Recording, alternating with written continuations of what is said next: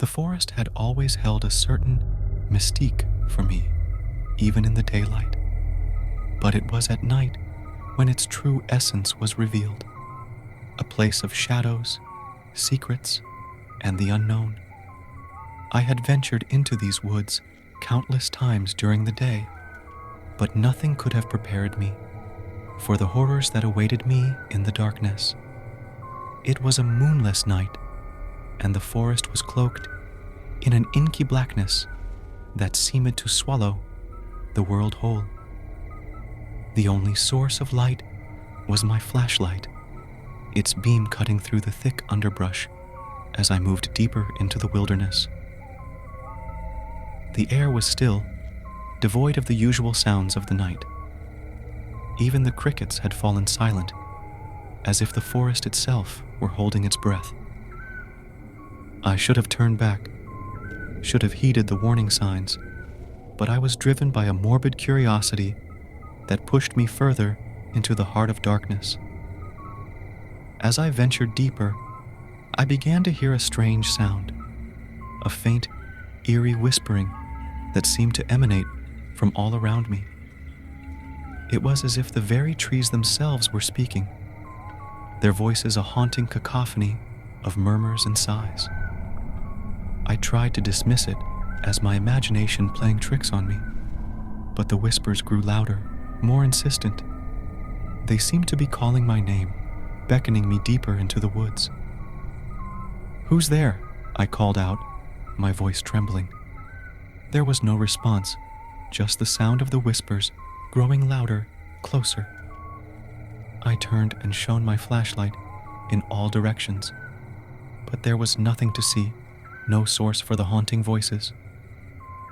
I continued forward, my heart pounding in my chest, my mind filled with a growing sense of dread.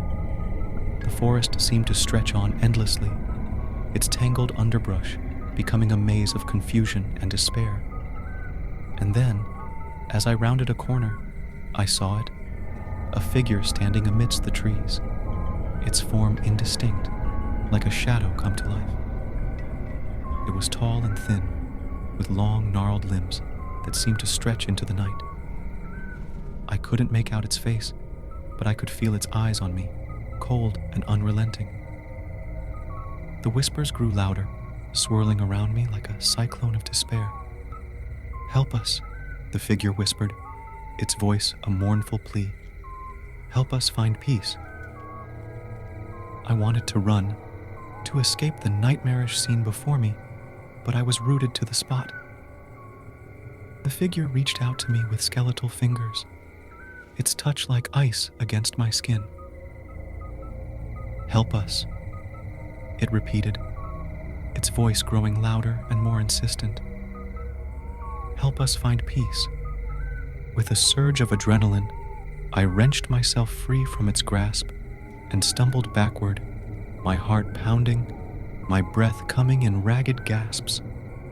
I turned and fled, crashing through the underbrush, desperate to escape the horror that had consumed the forest. The whispers followed me, filling the night with their mournful pleas.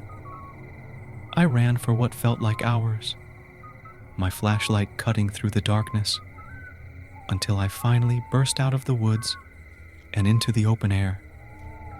I didn't stop running until I had put miles between myself and that accursed forest.